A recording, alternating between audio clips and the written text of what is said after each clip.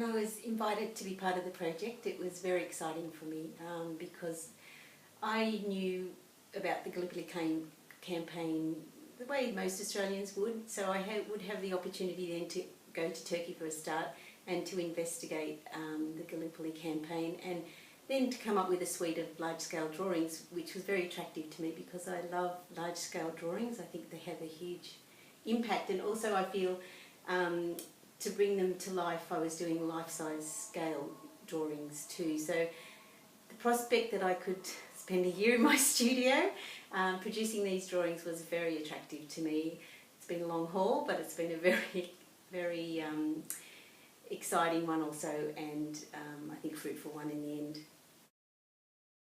Every picture brings its own challenge, particularly with the source material from the War Memorial. Some of the images were good quality, most of them were damaged photographs, so you didn't have all the details that you needed, and really I needed a lot of detail. So what I did do is I would get very kind family members, particularly the men in my family, to model things like hands and heads, and you know, my daughter modelled the shoes for the picture where they're walking away, and the boots, because I couldn't see those things. So I actually had to get people to come in and model for me so I could get the right detail, or as close to detail as I thought I needed.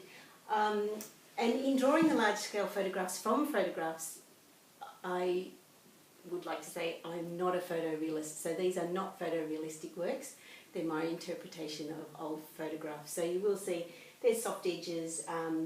While there is a lot of detail there, it's not minute detail. So I wanted to be as close to the picture as I could and as faithful to the time as I could. So I did a lot of research on uniforms. I went to the War Memorial numerous times, took lots of photographs, used the internet to make sure that I could be faithful to the time. Yes, I didn't wholly and solely leave my drawings just to the men. I chose to incorporate some of the women as well, because of course women played a big part in the war as well. Not so much on the front, but in the back, like on Lemnos with the nurses, and looking after the men after they'd been wounded in the battlefield. So I did do 2 drawings of the women, and I tried to just position those women in the same way as I did with the men, just at a time, an intimate time where they were just having fun and could let go of the war and the horrors that were around them. So the women were equally as important as the men. My drawings and what I was interested in, because not only did I research the photographs, I also researched the diaries. So I went down and read original text from the soldiers.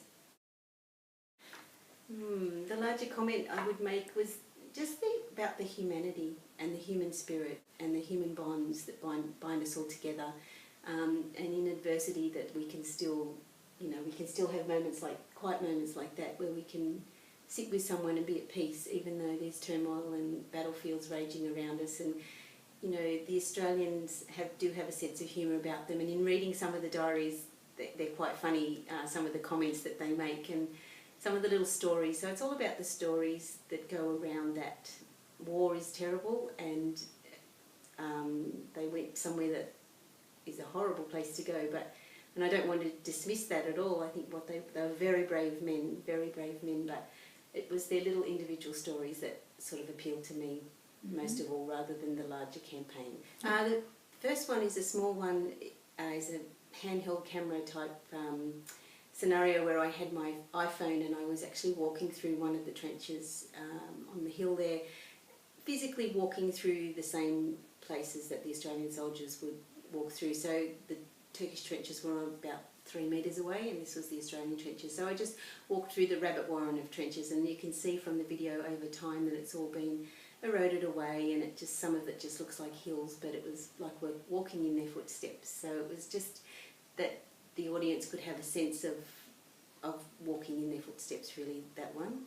I do have another one where I've got a drawing overlaid with a video installation. Now the drawing is of soldiers walking off into the distance, but I've overlaid that with the Gallipoli beach. So I went down onto the beach at Gallipoli and just sat there and videoed some of the waves rolling in.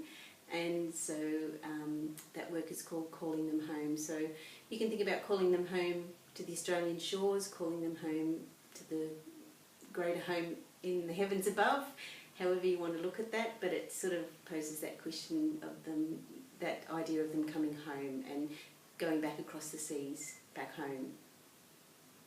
Charcoal, I've worked with charcoal for a few years now. I find it a very lovely medium to work with, a sort of a sculptural medium almost, because you can push it around the page, and I do use my hands a lot, and I do push it around the page a lot.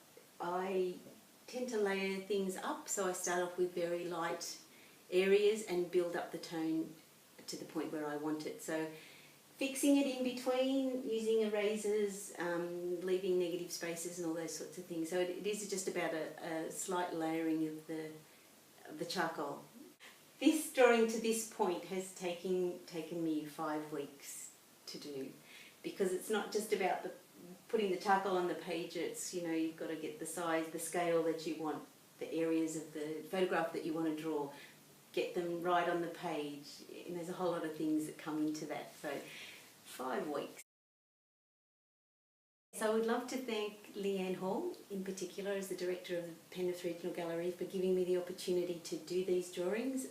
It's a wonderful challenge and something that I probably wouldn't have done had I not been asked. So it's taken me outside of my comfort zone in some respects, but it's also been a big growth time for me too. So I'd like to thank Leanne, the Penrith Regional Gallery, also all her wonderful staff down there who've made me feel so welcome all the times that I come down there. They're like my other family. So in particular, that's who I would like to thank. And I'm really sorry that I can't be there. Unfortunately, I'm on the other side of the world at the moment in Rome, and I would dearly love to be there, but I can't be there. So I hope everybody enjoys the drawings and also the social history behind the Gallipoli campaign. I think it'd be quite a moving exhibition. So enjoy.